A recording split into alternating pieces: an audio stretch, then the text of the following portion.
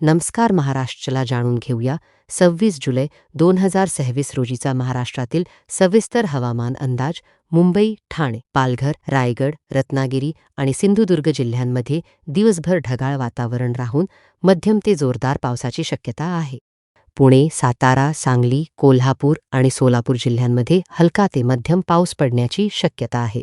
छत्रपती संभाजीनगर, जालना, बीड, धाराशिव, लातूर, परभणी, हिंगोली आणि नांदेड जिल्ह्यांमध्ये ढगाळ वातावरणासह हलका ते मध्यम पाऊस पडण्याची शक्यता आहे.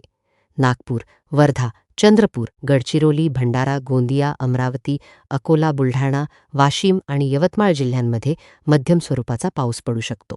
नाशिक, अहमदनगर, धुळे, जळगाव आणि नंदुरबार जिल्ह्यांमध्ये हलका ते मध्यम पावसाचा अंदाज आहे. अधिक हवामान अपडेट, पावसाचे इशारे आणि महाराष्ट्रातील प्रत्येक जिल्ह्याची माहिती सर्वात आधी पाहण्यासाठी महाराष्ट्र हवामान लाईव्हला नक्की फॉलो करा.